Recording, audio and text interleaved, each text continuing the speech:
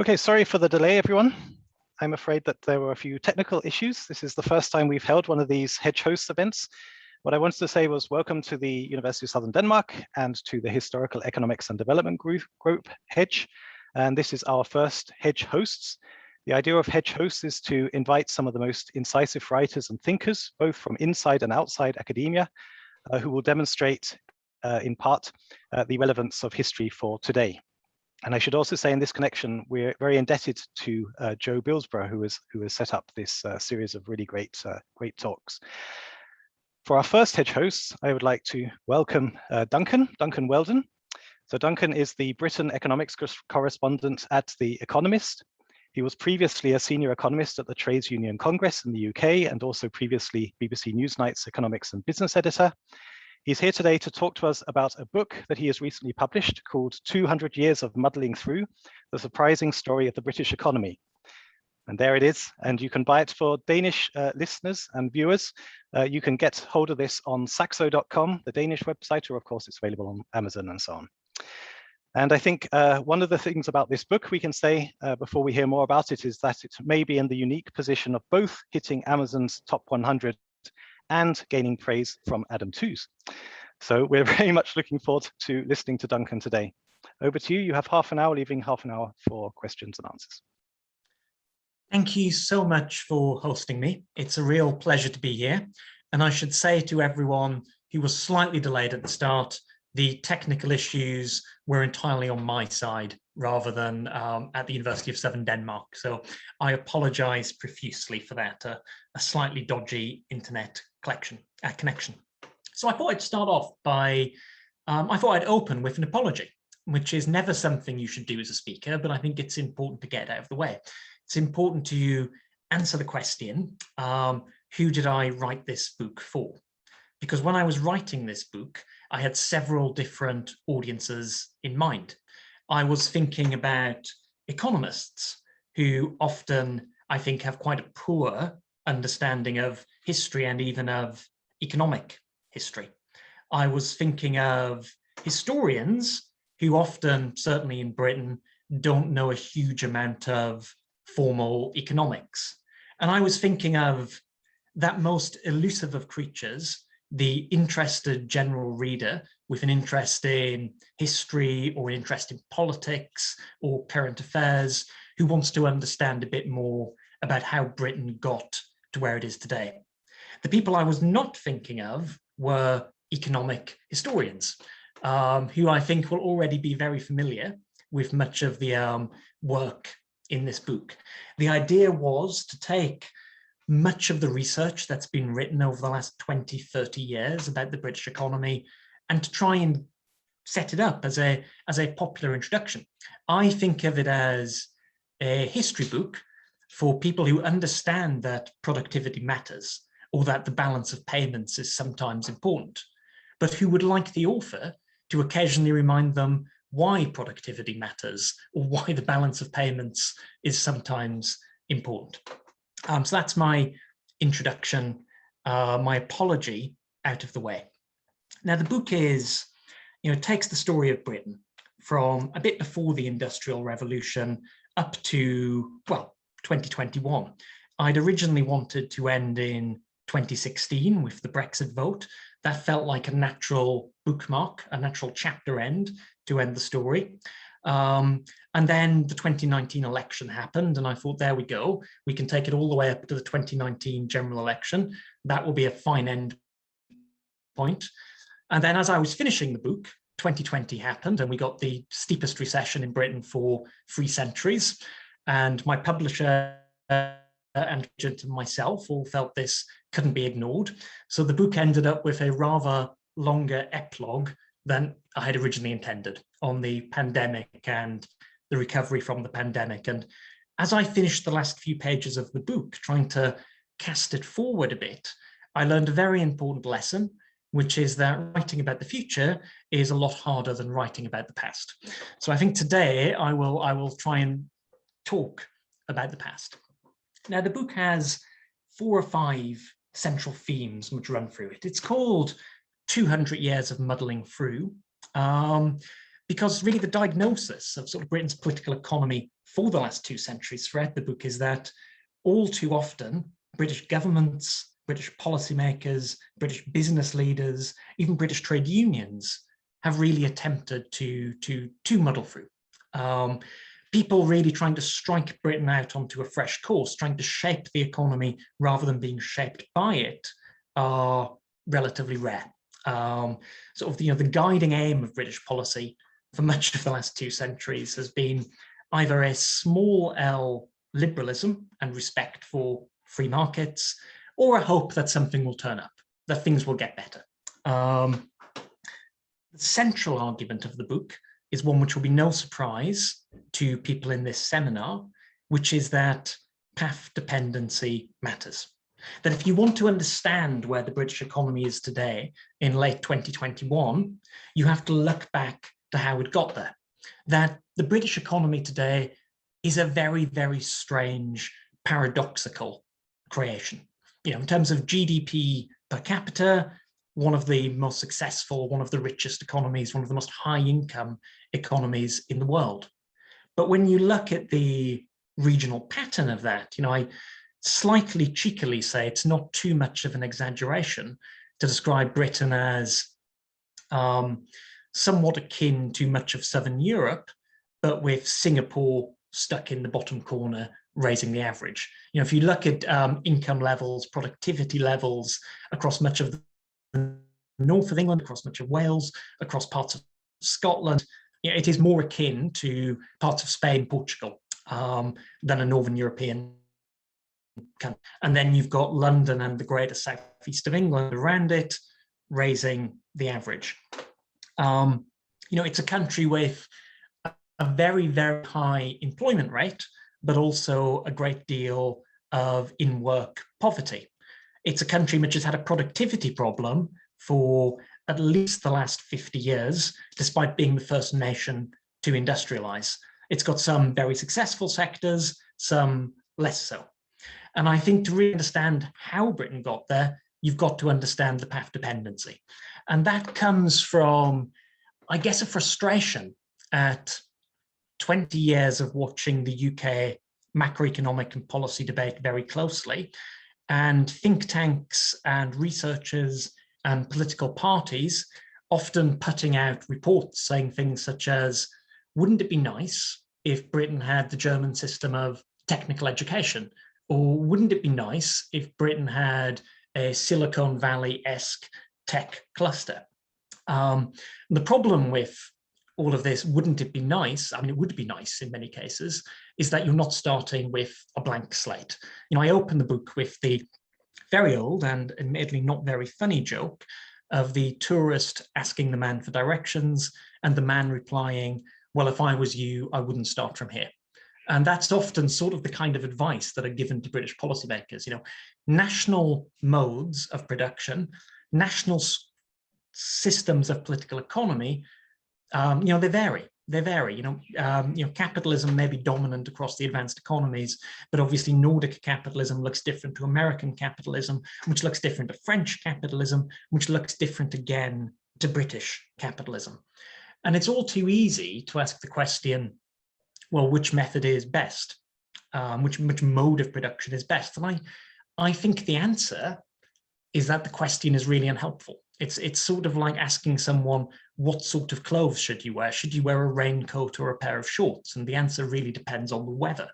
But national modes of production, national schools of political economy, unlike garments, are not something you can change in a whim. They develop slowly, rooted in path dependency. And again in the book, the argument is that to understand the set of choices facing any generation of policy makers, you have to understand the choices and decisions that the generation before them and the generation before them made. That's the overriding theme. The other sort of reoccurring factors in the book are, firstly, I've used the phrase political economy a lot. I think political economy matters, particularly over the long run. I think trying to understand the course an economy takes and develops along, without looking at the wider political system, without looking at the wider social system, without considering questions of power, you're going to get the wrong answer.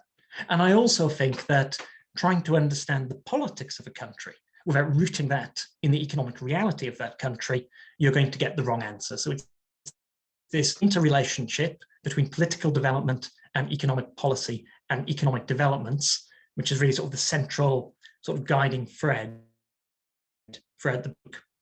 I take it a step further as well. And I say that politicians and policymakers often, I think, miss their influence.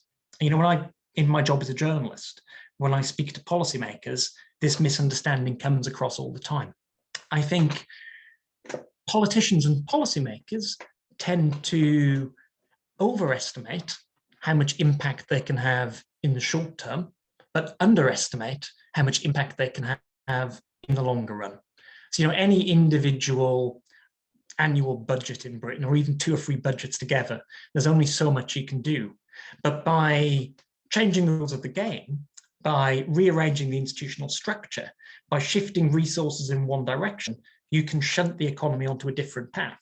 Often, the results of that won't be seen for 10 or 15 years, but it's that longer term change where politicians have their most influence. And, you know, I say over the last 200 odd years, the economically consequential prime ministers in Britain, I would say Margaret Thatcher, Clement Attlee after the Second World War, Lloyd George in the early 20th century, to an extent Gladstone in terms of how he imbued the Treasury with so much power, and Robert Peel and the embrace of free trade. So, you know, I say roughly 5 over the last 200 years. As someone said to me the other day, it sounds like they come along about every 40 years, so we're due one. We will see if Boris Johnson turns out to be a economically consequent minister. The other theme in the book is that in terms of this interplay between politics, British politics gets at its most fractious, its most divisive, and its most hard fought. The economy is not performing as well. So if you look at the 1920s, if you look at the 1970s, if you look at the last decade, these are times when the economy is not performing well. Political battles become more vicious, and that's straightforward. That's straightforward. You know, I mean, it's much easier to talk about dividing up the spoils of a growing economy than it is to talk about the apportionment of in a more struggling economy. Final sort of 3 things I want to say in this introductory remarks is firstly why I think Britain, that there are many reasons why Britain is an interesting economy to study, not least because the Industrial Revolution happens here first, and arguably deindustrialization happens here first too. You know, Britain in the mid-1960s, I mean, is one of the most industrialized economies, you know, of any advanced economy we've ever seen. You know, I mean, in fact, the end point in terms of manufacturing employment share, manufacturing as a share of GDP today, you know, Britain is not that different from much of the rest of Europe, quite similar to France and Spain at the moment in terms of manufacturing jobs, manufacturing share of GDP. Britain, the process of getting there was more wrenching because, you know, manufacturing peaked in the late 1960s. It was a much larger industrial economy. But the other reason why Britain is interesting is Britain has always been a very globalizing and a very globalized economy. You know, late Victorian and Edwardian Britain is I think, a fascinating story which many people in Britain have almost forgotten.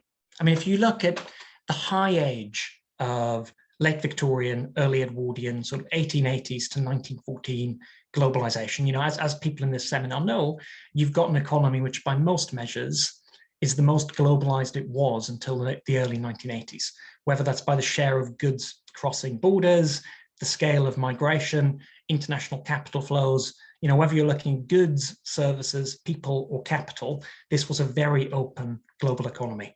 And Britain, of course, sat at the center of that globalization.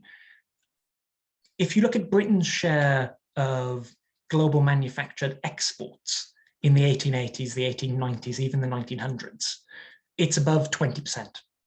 China today is more like 15 or 16%. The City of London was obviously the center of the global financial system. Something like 40% of all global government debt raised was raised in London. A similar share for equity markets, a huge share of cross-border bill settlement.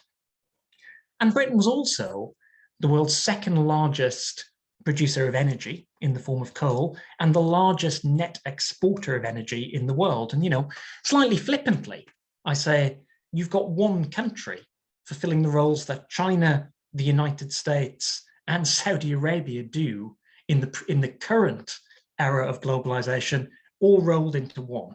This hugely open economy, unilateral free trader, exporting energy, center of world finance, huge capital outflows, and still a major manufacturer in the old staples of steel, textiles, shipbuilding, etc. I think the more the economic history of Britain, the more I became convinced that the key decisive breakpoint is the First World War. It's in just 4 years, you see this enormous change in how Britain's economy works and in how Britain's economy interacts with the rest of the world. In just 4 years, it goes from being this enormous global creditor to a debtor.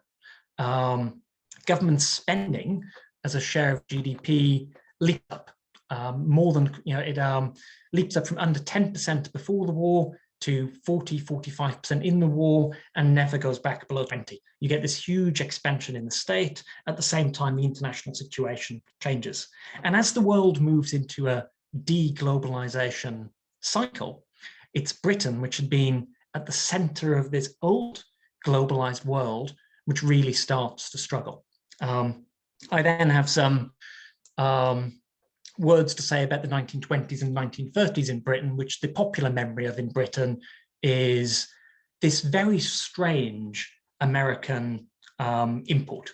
That, Britain still talks about the roaring 1920s and the hungry 30s. And well, you understand that's an American story, not a British. In fact, as the 2020s opened, Boris Johnson promised us a new roaring 1920s. Sort of want to say, you understand it didn't happen in Britain. But I think you can only understand the 20s and 30s in Britain by understanding the place Britain had in the global economy in 1914 and what the policy framework was around that.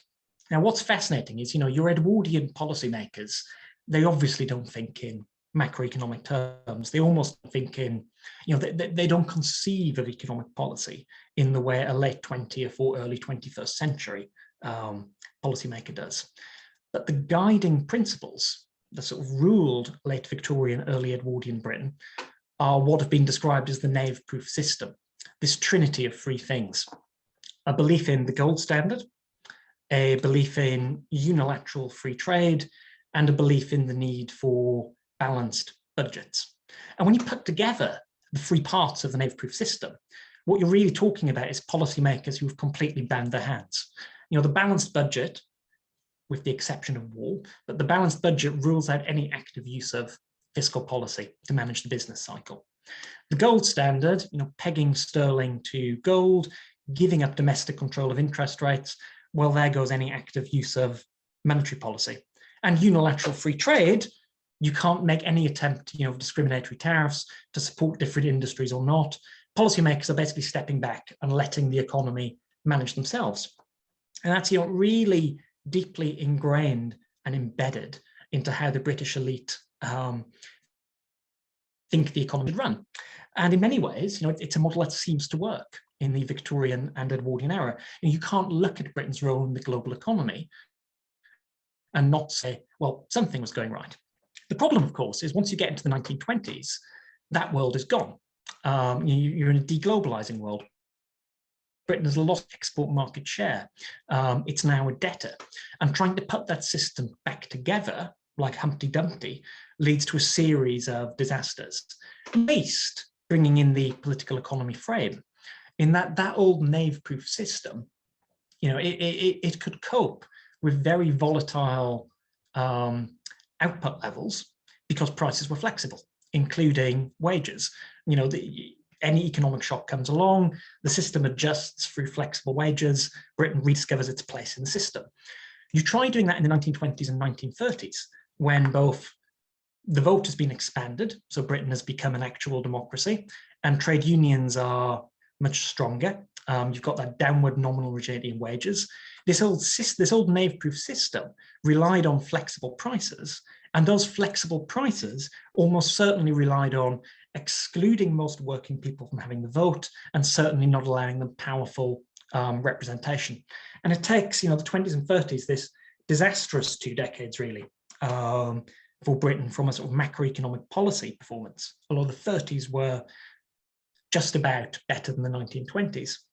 It's not until 1945, after the Second World War, that you get, you know, the decisive break in Britain. Something that looks like a macroeconomic policy framework being put in place, the target being full employment, and this all being accompanied by a much larger state taking a much more active role in the management of the economy, providing services which were obviously previously unimaginable. Another argument of the book, though, of course, is that path dependency matters. As I keep saying, that you can't just see 1945 as this shift to a more collectivist, a more social democratic Britain that was then undone by the Thatcher governments in the 1980s. You know, that small L liberalism, which defined British institutions, lasts into the era of the post-war consensus. You know, I was talking about the book with Judy Stevenson, the economic historian at UCL Bartlett School, and she said, you know, what she thinks is a striking argument in the book is that after Britain industrialized, it developed this new institutional framework. And that institutional framework has sort of hung on in one form or another for 200 years, even though it may now be slightly outdated. And if you look at Britain after 1945 or Britain after 1950, although the state is much bigger, although full employment is now the target of policy, although whole industries have now been nationalized, trade unions are more powerful, lots of that small L liberalism remains. You know, the City of London is essentially unreformed. You know, we still operate essentially as a liberal market economy, and in important ways. You know, it's competition between firms over price and quality is still how we organize production. Training systems remain focused around individuals acquiring general skills rather than national training frameworks targeting people at specific skills. And the trade union movement in Britain, in contrast to much of Europe, remains to its core small L liberal, in that the basis of British trade unionism is free collective bargaining at the firm level. You get a really interesting moment in the Attlee government when, you know, I mean, 1946, 1947, there is a commitment across the British Labour Party, and indeed much of the Conservative Party, to planning. But there's an active debate on quite what planning means. In the Labour Party, the two sides become known. On the one side, you've got people for whom planning basically means Keynesian demand management and targeting full employment. You know, they want more active use of fiscal policy. They want the budget, the annual budget, to be sort of less an accounting exercise and more part of managing the economic cycle. And, you know, it's straightforward fiscal Keynesianism. If the economy is overheating, you tighten policy. If the economy is too weak, you have more expansionary policy. And they become known as the thermostators, you know, using fiscal policy to turn the heat up and down.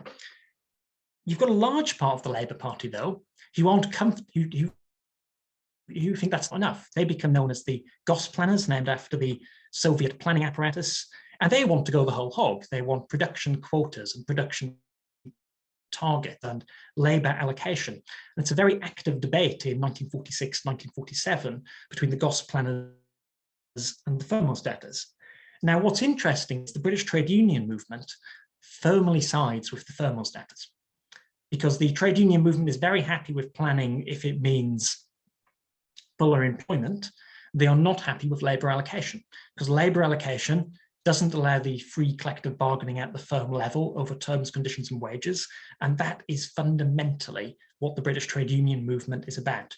In fact, the whole reason the British trade union movement moves to form the Parliamentary Labour Party is almost to get the state out of trade union law, to allow for this free collective bargaining, to have a neutral playing field. So this sort of liberalism is deeply ingrained into British institutions, often in quite surprising ways.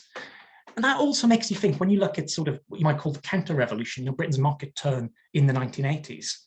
Yes, there are very, very dramatic shifts. The economic borders of the state move. The nationalised utilities are obviously privatised. There's a greater turn to the use of market mechanisms. Trade union power is decisively broken. The pursuit of full unemployment is replaced by the doctrine of keeping inflation low and stable, with very mixed results for the first 10 years or so of that programme. But the shift is not as dramatic as it sometimes appears. Firstly, because the Thatcher government was very much going with the grain of British institutions. And secondly, because, said again, path dependency matters. The British state in 1990, after 11 years of Margaret Thatcher being in power, was a much larger state than the British state before Clement Attlee. It's under Thatcher that health spending as a share of GDP, public health spending as a share of GDP, goes higher than defence spending as a share of GDP for the first time. That she inherits a much larger state than a Baldwin or a Chamberlain of the 1930s would have been comfortable with. That state's developed. I'll finish by, we'll not talk about the last 10, 15 years, but we will. It's worth asking now where Britain goes from here.